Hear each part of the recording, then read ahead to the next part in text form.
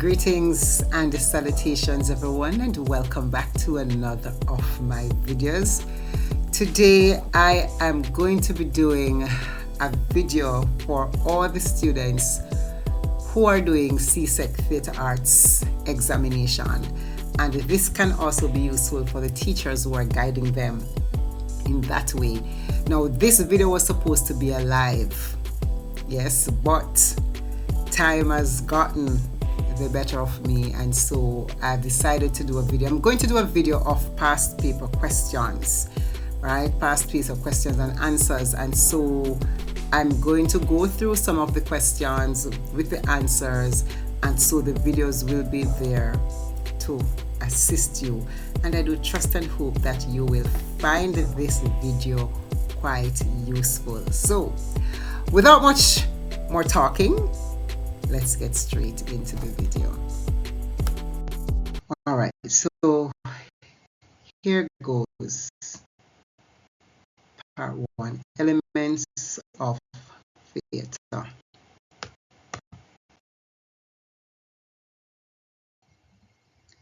First question. Sue, the production assistant for a play, was asked by the production manager to inform the cast of the order of rehearsals leading up to the show. Which of the following order of rehearsals should she indicate? A. Technical rehearsal, cue to cue, dress rehearsal, show time. Or B. Technical rehearsal, dress rehearsal, cue to cue, show time. Cue to cue, technical rehearsal, dress rehearsal, show time. Or cue to cue, dress rehearsal, technical rehearsal, and the show.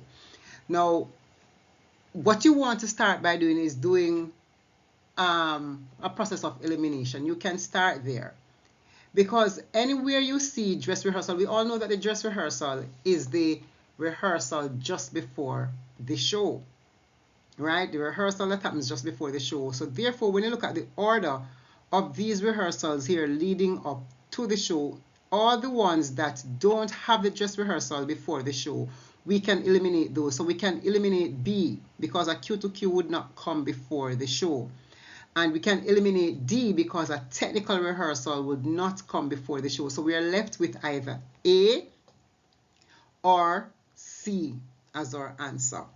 Yes, and so when you look at what is involved in a technical rehearsal and a cue to cue and a dress rehearsal, then you have to ask yourself which would come first. And so in this instance, it would be a cue to cue. The answer would be C. So you have your cue to cue first, then your technical rehearsal, your dress rehearsal. So you have a cue to cue rehearsal where you get a chance to just move from one cue to the next, because what you're doing, you're setting lights, you're setting sound, you want to make sure that you have the cues correct. And then once you have the cues correct, then now you have a rehearsal that is a technical rehearsal where the emphasis and the focus is solely on the technical component. So it's not so much about blocking, but it's about getting the sound levels correct, the intensity of the lights correct, etc. And then from the technical rehearsal, we move into a dress rehearsal. So it therefore means in this instance, the answer would be C. Yes, the answer would be C. So let's move on to the next question. Number 2 or number 3. Yeah, this is number 2 question. Which of the following theater spaces does the audience sit around the entire stage? Which of the following theater spaces does the audience sit all around the entire stage? Now, again, you can still do your process of elimination. We know that formal theater would not be a type of theater space or a type of stage. Then again, you look at, so we want to now look at it and then ask yourself which of the 3. And so in this instance, the answer would be A, where everybody sits around. Remember, it's an arena, so the audience sits around the entire stage, almost like when you're within a stadium, etc.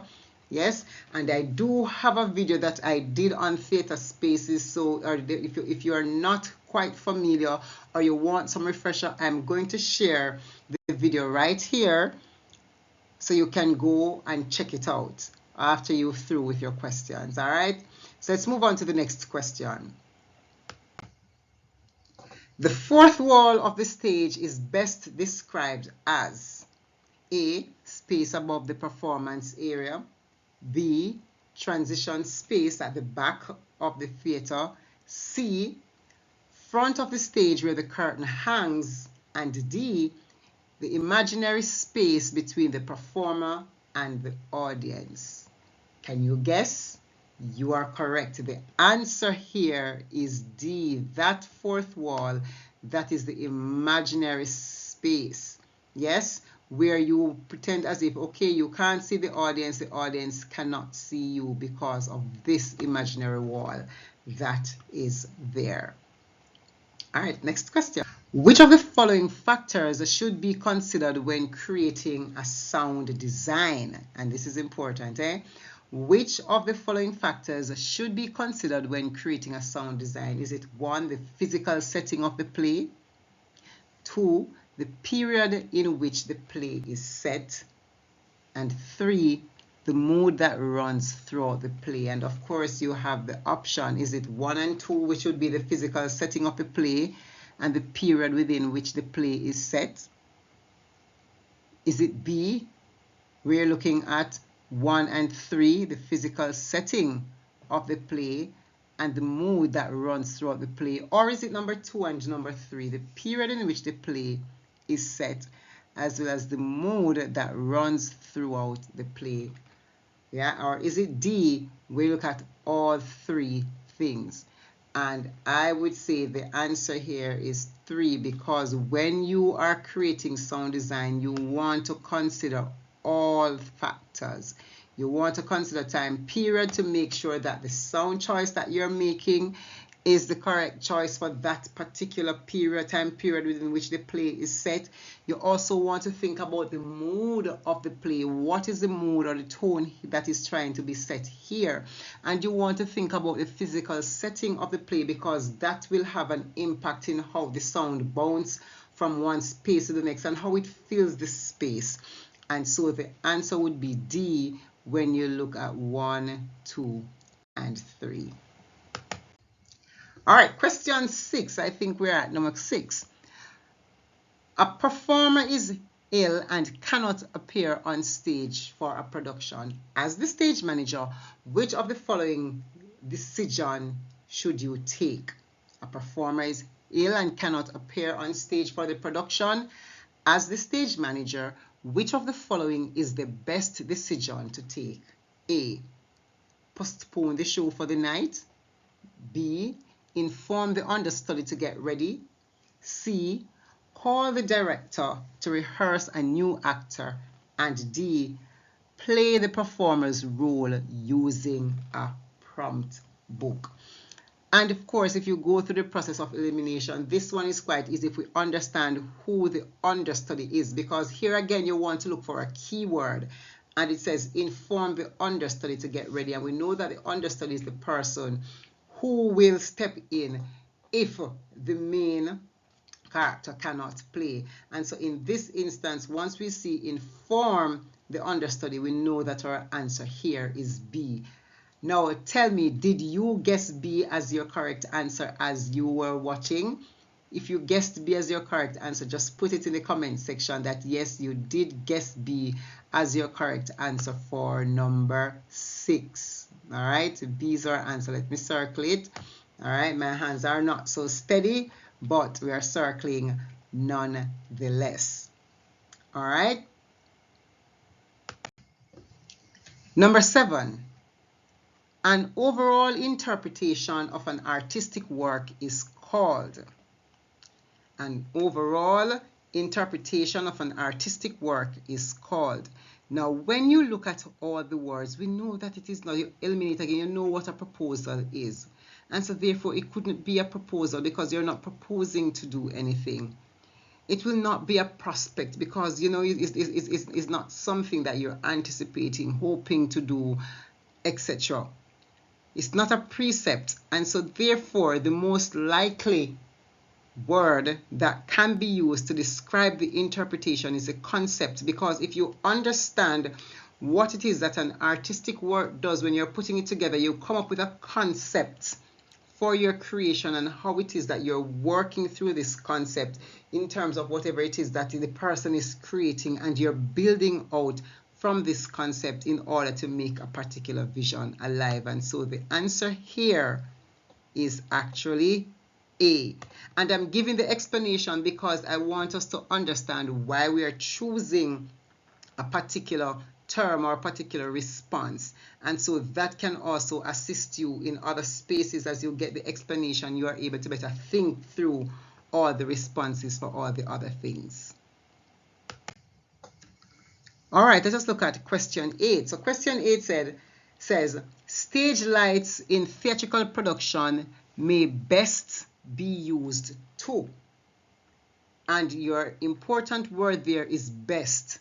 So what it therefore means when you see the word best, it simply means all the responses or the option responses could work, but it's asking you to choose the best one. So A, is it to change a set? B, is it to set the mood? C, is it to cue an action? Or is it D, to see the audience? Now, we know that we don't need to see the audience during a theatrical production. And so the stage light doesn't shine on the audience, so we can eliminate that, right? We don't need it to change sets. As a matter of fact, the scene changes often takes place in a blackout. And so we know that it's not to change a set. So right off the back, we can eliminate A and D. And so we're left to choose between B and C. And so yes, the lights can be used to cue an action for you to know, but there are also other things that you use to cue an action. And so the most important, the most suitable one here that you'd want to use set the mood, because every scene has a particular feel, a certain kind of mood, a certain kind of atmosphere, and a certain kind of environment. And you want to use the light to assist you in creating what that kind of environment is, what should be the feel of the scene as you're watching the play. And so the answer here would be B. All right, so let us jump to the next question. Number 9. In a theatrical production, the plot is. So basically it's asking you what is a plot. And if you have been doing literature all through and English language, then you should know this one easily, even without my having to tell you. Is it A, the story that is performed, or B, the resolution of the conflict, C, a series of events that make up the story, or D, the characters in the story and their conflicts? So we know that the answer is not D. And we know A, we know that it is not the story that is performed, but it cannot be the resolution of the conflict, because we know that that comes at the end of a performance. And so therefore we are left with one thing, which would be C, because we're talking about plot. So it means you have to weave and put things together. And C here captures what the plot is, the series of events that makes up the story. All right, I hope you got that one correct, because that's an easy one that most of us should know, having gone through literature as well as English language, and now working through theatre arts. Number 10. Here's a question. The individual responsible for the financial aspects of a theatrical production is called. The individual responsible for the financial aspects of a theatrical production is called the A, producer, B, accountant, C, financial advisor, and D, production assistant. So of course, all of these people right here work with money. But the person who is responsible for finding the funding, yes, who is responsible for finding the funding is actually the producer. So yes, the accountant make sure that the books are balanced, etc. And the financial advisor will tell you how to spend, how is the best way sometimes to spend the money. But the person who is responsible for dealing with all things finances, finding the money to pay people, bill set, etc. is the producer. And of course, I'm also now going to introduce you to another video I did about the producer and the roles and functions of the producer. So I'm putting the link here so you can also go back and watch this video on the roles and functions of the producer in a theatrical production. All right, so let's jump to the next question. Number 11. So here is a question, and you have to listen carefully to this one and read along with me too as you are paying attention. It is the week of the school production, and as the stage manager, Marsha is running the rehearsal in the director's absence. One of the actors is not following the acting notes as recorded in the prompt book. Which of the following is the best action for Marsha to take in this instance? So you want to make sure that you understand the question, eh?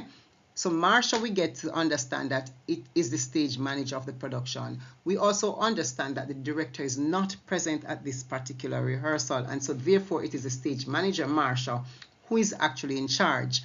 But at today's rehearsal, what we find happening, it is telling us, is that one of the actors refused to do the blocking as they were originally done and recorded in the prompt book.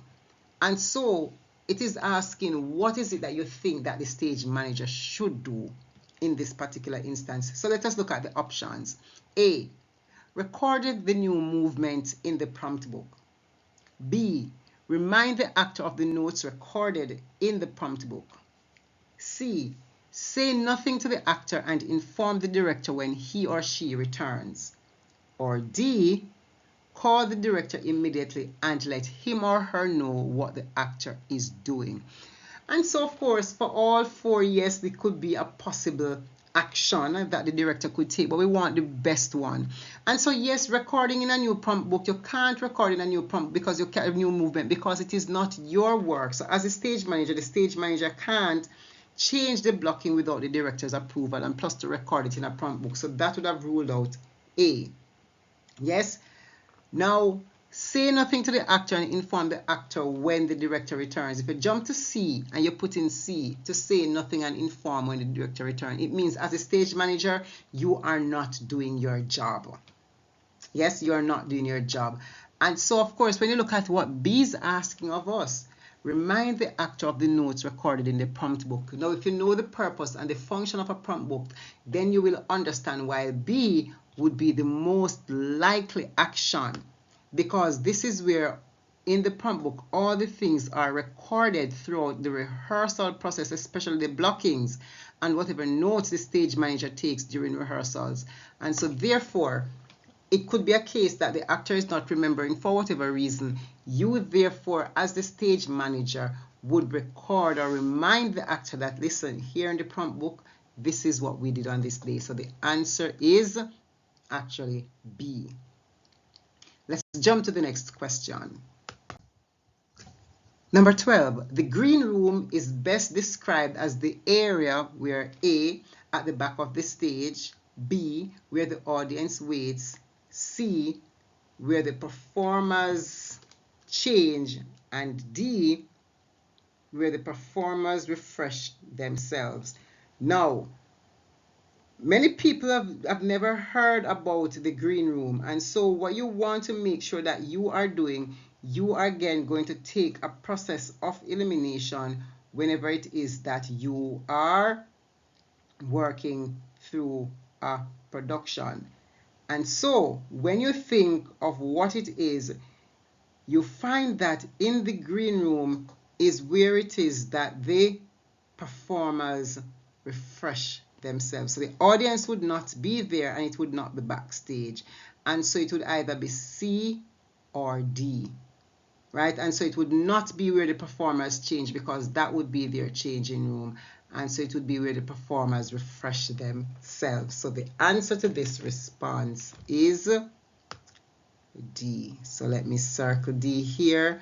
Guys, don't mind how my circle looks, right? Don't mind how my circle looks.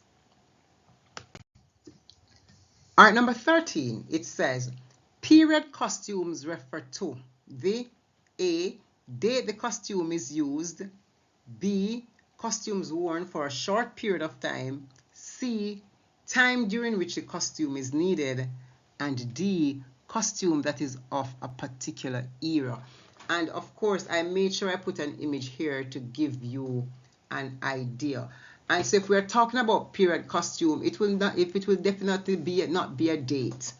Yeah, only in terms of when the costume is used, because you can be using a costume now, but you want a costume that represents 10 years ago.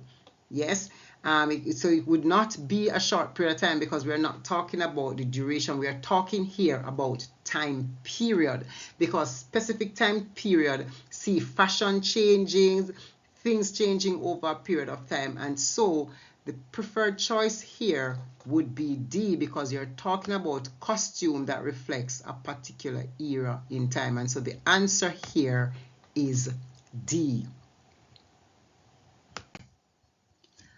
All right, question 14. Here we go. A new theater is being built in Mark's community, and he is required to hire an individual who will be in charge of the creative vision of the theatrical production. Now, here's the question. Which of the following individuals should he hire to fill the position? Is it A, a producer, B, artistic director, C, technical director, and D, costume designer? Now, this question is speaking to the different theater personnel, and if you understand the roles and functions of the various theater personnel, then of course you can eliminate and then choose your answer. So we've already identified the producer in a previous question, and that's how you can look for your clues as well in other questions. And in a previous question, we saw where we said that, listen, the producer was responsible for funding for the production. It never said anything about the producer being what? A creative visionary. And so therefore, we know it couldn't be the producer. We know it couldn't be the costume designer, because the costume designer deals with more so dealing with the designing of costume, and of course the technical director deals with all the things that are technical, lights, sounds, etc. It therefore means we are left with one person as it relates to vision, and it would be the artistic director. So where do they want the theater to go, the different things you want to see in the theatrical production and the things that happen creatively? It is the artistic director who would make that choice. Now, did you get this one as you were working through the question and listening to the video? Let me know if you received this question. All right, and you received it and you got the answer correctly. Put it in the comment section to say correct if you got it correctly. All right, so let us jump to question number 15.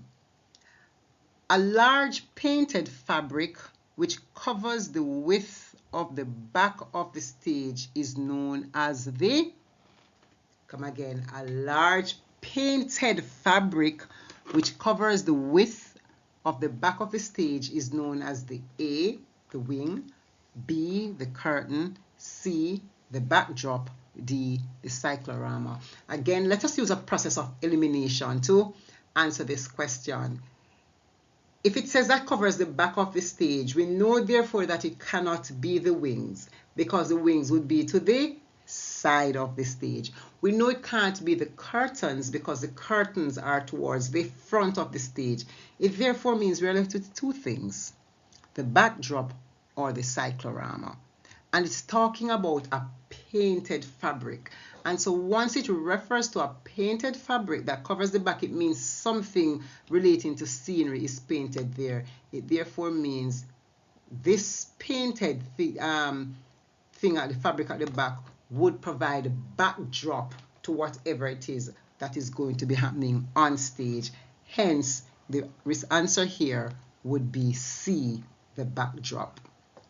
Let's dive into the other question. We're at number 16. So here we go. Which of the following rules would be considered the most important when interacting with another performer during improvisation? I'm going to read this question again because this is a very good question and it can be tricky. Which of the following rules would be considered the most important when interacting with another performer during improvisation? Now, notice it says most important, so it therefore means all of them are important, but there's one that will be more important than others. So let us look at the options. A, is it use gestures and mannerisms? Is it B, ask questions in the silence? C, accept any element given by the performer? And D, maintain eye contact with the actor at all times. So let us look at it. All of them are important because when you're improvising, yes, you want to use the gestures and your mannerisms. You want to ask questions to fill any silence that's happening. Yes, you want to accept whatever is given to you by the performer, and you want to maintain eye contact at all times. However, because it's asking for what is the best thing to do, you want to look at it and say what would make it the best thing. Now, during an improvisation, remember, improvisation is not something that is planned. And because it is not something that is planned, you don't know what the individual is going to say to you at any given point. Now, because you don't know, it means you have to be open to whatever it is that they say to you or do while they're on stage. And once they do something, you have a responsibility to react. Yes, you can't stop the performance. You have to react. And so by reacting, it means you are accepting whatever it is that is given. Once you react and you stay within the drama and the improvisation, it means you're accepting. So in order for you to use the appropriate gestures and in order for you to maintain eye contact, it means you have to accept any element given to you by the performer and be willing to proceed with the improvisation since it is unplanned. So the answer here is C. All right, next question. Which of the following actions should be taken if the director says strike the set? Which of the following actions should be taken if the director say strike the set? A, ensure that the set and props are safe. Could that be the answer? B, remove all the props, the set and props from the stage. D, place all the set and props in their correct places. D, ensure that all the set and props are accounted for in the prompt book. Now we know what a prompt book is, and so because we know what a prompt book is, and this is just about documentation and recording things, we know that it cannot be strike the set. Yeah, it wouldn't be that because it just record information. And the idea and this concept of striking the set is asking us to do something, right? Ensure that the set and props are safe. Also, it's not asking us to do something, but it is implying that there is something that we should be doing. And so therefore, it leaves us with either B or C. And of course, in this instance, the answer is B because it's striking. It means you're removing it. And so you're removing all the sets and props from the stage. So in this instance, the response here, the answer here is B. Next question. Which of the following person is responsible for spiking the set on stage? So don't get it mixed up. The question before talks about striking set. This now is talking about spiking the set. Which of the following person is responsible for spiking the set on the stage? Is it A, the director? Is it B, the designer? Is it C, the set builder? Is it D, the stage manager? And if you understand the roles and functions of these individuals, then you will know that it is not the director, because the director gives blockings and shape how everything should look and tell us what to do. The designer, mean we have different types of designer who pay attention to light, sound, costume, etc. So we know that they are not on stage spiking any set. The set builder, yes, is somewhere in the workshop constructing away, nailing some hammer, cutting boards, and even putting it up on the stage. It therefore means there's one person who is left, and the stage manager, because the stage manager sees to it that all things are in place prior to and during the run of a production, including spiking the set. So the stage manager works along with the stage hands to spike the set. I'm also going to drop another link here in this video, and this link should also tell you about spiking a set. Yeah, spiking a set, so you can watch it and get some additional information on that. So let me circle our response here, which is the stage manager. Let us look at the final question. Which of the following precautions should be taken when electrical cords and sound cables are left on the floor of a theater space? Which of the following precautions should be taken when electrical cords and the sound cables are left on the floor of a theater space? Is it A, tuck them under seats, B, secure them to the floor using tape, C, wrap them together as best as possible, and D, station an usher to guide persons over them? Now, when you look at all the options that are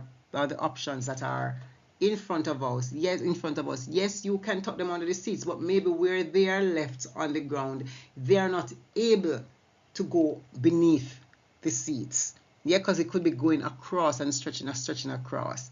And so you also can't wrap them together because you don't know how they are placed. And so the most important thing to do, or the best thing to do, is to secure them to the floor using tape.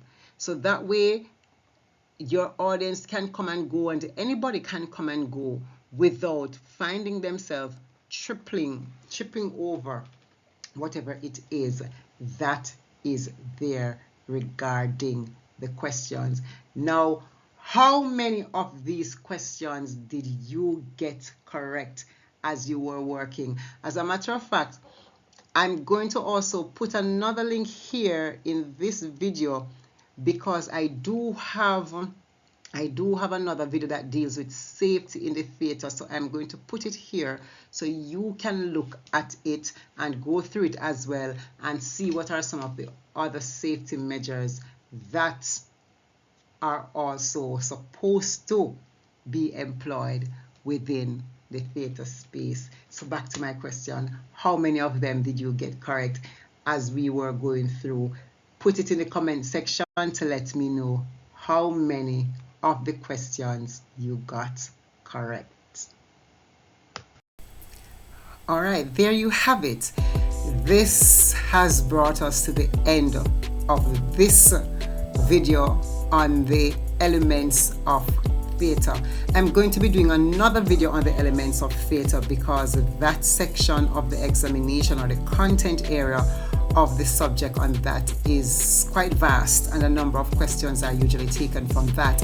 I'm also going to be doing one on the cultural forms and another on textual analysis, and I'm going to try and post them within quick succession of each other, so you'll have access to them as you do your preparation for your examination. I do trust that this video was quite useful, and if you think the video was quite useful, I'm going to ask you to just give the video a thumbs up for me, right? Comment on it, let me know how useful the video was for you, and go ahead, of course, and share with your friends.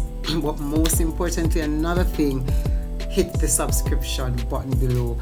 Until I do another video, stay tuned and stay blessed.